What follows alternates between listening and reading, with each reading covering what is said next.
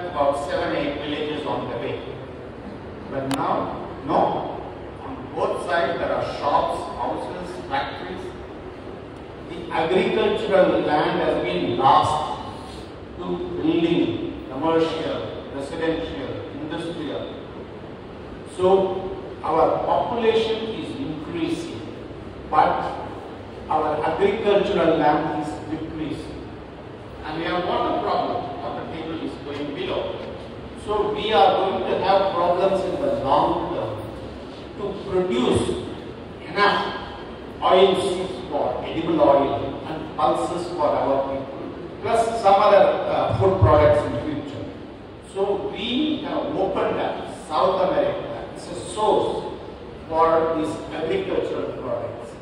In South America, they have a lot of land, plenty of land. I mean, our village, the richest guy owns something like about 15 acres of land.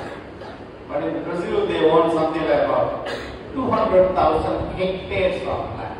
That is 6 lakh acres. So they have large land holdings and they do it commercially, scientifically, and they have large scale production, and they have no water issue. Brazil alone has 50% of the global freshwater reserves in the world. So the South America is going to be the food basket for India and for the rest of the world. They can feed another 500 million. So that is why we have started sourcing South America for food activities. So this is economic diplomacy, what I did in Latin America for 12 years. Before that, I was in the United Nations in New York, in the United States. There it's totally different work. Every day you go to the United Nations and you have these 180 countries. So you have the delegates. So you draft resolutions, discuss with them, you argue, debate, and ask the solutions on war, peace, development, and emancipation. So there are a lot of common issues in the world which each country cannot solve by itself, like climate change, for example. So you need collective action. You need all the countries to come together and make action. So that is done in the United Nations. So there it is called as multilateral negotiation, which is different from the bilateral work. Then I was in Pakistan. I was in Karachi for 3 years. There the work was different. There was not much trade. It was political work. Now, you know, Pakistan is our friendliest country, right? So we had 2 wars and we had lots of problems, and we are going to continue to have problems from Pakistan. But as a diplomat, what is your work? As a diplomat in Pakistan, you have to understand and analyze the politics there locally to see which direction it is going. And you have to cultivate goodwill for India by cultivating journalists, by people in decision making to the extent possible. Of course, you can, initially when I went there, it's not like many of you, oh, the enemy country. But the thing is, if you go with that mindset, you are not going to achieve it. That is not the job of a diplomat. So the one who deals with the enemy joins the military. But to join diplomacy, you have to talk to them, you have to negotiate with them, you have to develop goodwill from them. So you have to try your best to weaken the enemy and develop spirit of friendship to the extent possible.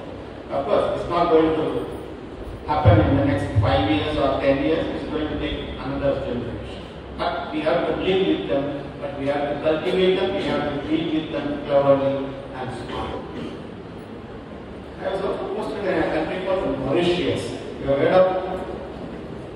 In Mauritius, there are about 1 million people, of which there are about 100,000, 1 lakh Tamils, people of Tamil origin, who went from India about 250 years back as bonded laborers to work in sugarcane fields. Here's the Valluvar song. Now, these people, now after independence, so they want to learn Tamil language. They have forgotten in 250 years. They want to revive their culture and tradition, and they do it more vigorously, more enthusiastically than in India. For example, the first tea making, the fireworks ceremony, I saw it in Mauritius. When you see the Kavadi ceremonies for Muruga temple, and it's amazing over there, much more vigorously and enthusiastically than they do in India. But the only problem, they don't speak Tamil. They learn written Tamil. And they would come to my office and say, "நான் உங்களை சந்திப்பதற்கு வந்திருக்கிறேன்." That's how they learn. They don't use the colloquial language. And once in one of the first meetings, they insisted that I should speak in Tamil. I said, okay, but it had to be translated into Creole, which is the local language. So there was an interpreter. So I was speaking in Tamil, and the interpreter was interpreting in translating into Creole. But he was doing a lousy job. He was not a good interpreter. He was messing up. I could see that he did not convey what I was saying. So I was very frustrated. So then I called him and said, "See, people looking very sad, they don't understand what I'm saying. So now I'm going to tell a joke. So please listen carefully and then translate it properly so that they laugh and there is some cheer and joy in the audience." So I told him the joke very slowly, elaborately for 5 minutes. I said, "Oh, now you translate." He said something in Creole in 1 second. Everybody started laughing for 5 minutes. I was very impressed. I said, "I saw you struggling earlier to translate my speech. How come you translated my 5-minute joke into a few seconds and the audience was laughing for 5 minutes?" He said, "Sorry sir, I apologize. I told the audience, sir ஒரு joke சொல்லியிருக்காரு, அதனால எல்லாரும் 5 நிமிஷம் வைக்கணும்." So the audience laughed for 5 minutes. Mr. Senguttuval asked me to give some advice to you, the young people. Well, I want to repeat an advice given by Valluvar. காலை எழுந்தவுடன் படிப்பு, இங்கு கனிவு கொடுக்கும் நல்ல பாட்டு, மாலை முழுதும் விளையாட்டு என்று வழக்கப்படுத்திக் கொள்ளும் பாப்பா. Also Tamil. காலை எழுந்தவுடன் படிப்பு, இங்கு கனிவு கொடுக்கும் நல்ல பாட்டு, மாலை முழுதும் விளையாட்டு என்று வழக்கப்படுத்திக் கொள்ளும் பாப்பா. Now, the meaning here is, படிப்பு is for head, for your brain, for your mind. Pattu is for your heart, for your spirit. And vilayattu is for your legs, for your body. So what Valluvar has advised is that you should take care of your body, mind and heart and keep them alive, keep them harmonious, keep them fit, keep them healthy. So how do you do this one? For your body, the most important thing is fitness. So you have to keep your body fit by running, gymming or doing yoga, playing games. You must sweat your body out.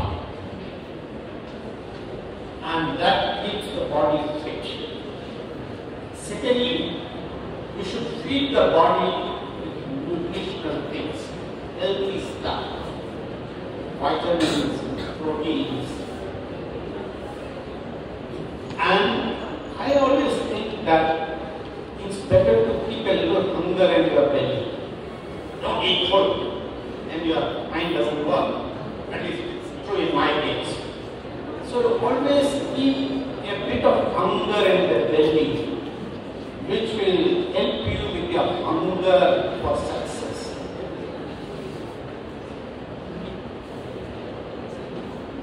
And you should also be proud of your body. It might be short or black or fair, or it doesn't matter. But you should try and groom yourself and look good. And you should feel good with yourself. If you don't feel good with yourself, others are not going to feel good with you. So it's important that you have this feel good feeling about your body. Now for the mind, you need it for memory. Whatever you do, you are a student or a professor or whatever work you do, you need to remember a lot of things. You need to train your memory. The only way to train your memory is by repetition, by practice. Like for example, when I was like you, when I went to college, everything was in English medium. So I had come from a Tamil medium. So how do you build vocabulary? How do you remember words?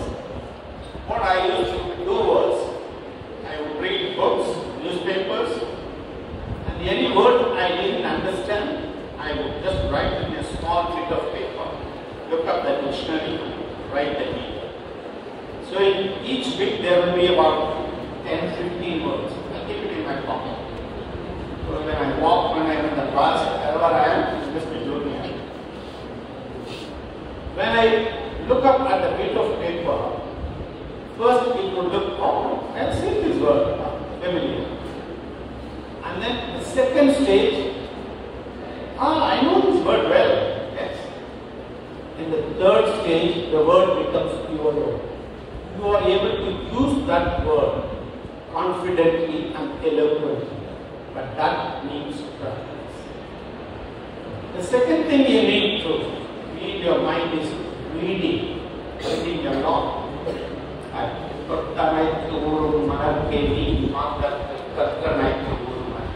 The more you read,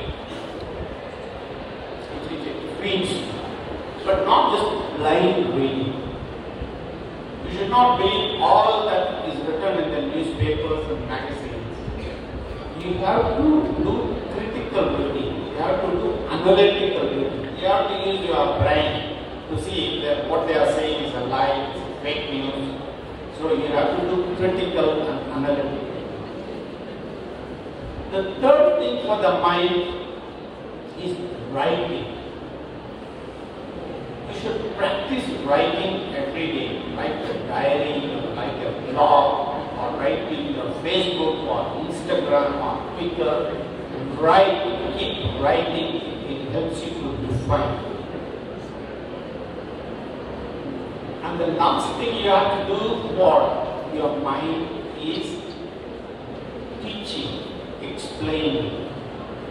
You try and tell your younger brother or your mother about the Ukraine crisis. It's the most difficult thing. To teach someone, to explain something to people who know less than you, it makes more inventiveness. So when you explain things to other people, when you teach other people, then you understand. You know, I studied chemistry. I studied BSc chemistry and MSc chemistry. But I passed all with the distinction without understanding anything. I understood chemistry.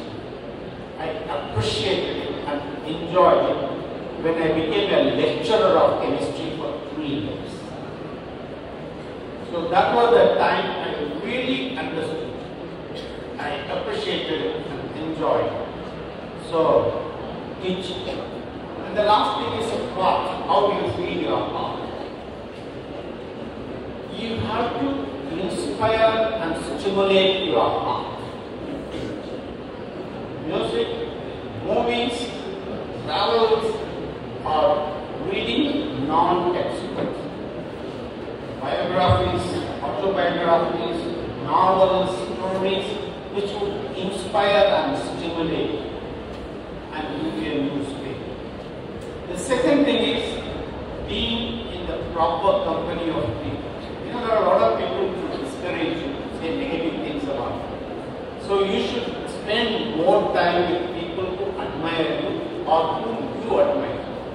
So that would give you a positive ecosystem for you to nourish your self-esteem. And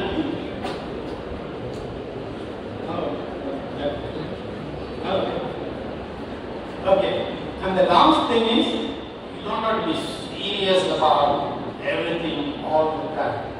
Let your head down, relax, and sing. வெண்ணிலவை தொட்டு முத்தமிட ஆசை, வானவில்லை கொஞ்சம் எடுத்துக் கொள்ள ஆசை, சின்ன சின்ன ஆசை சிறகடிக்கும் ஆசை.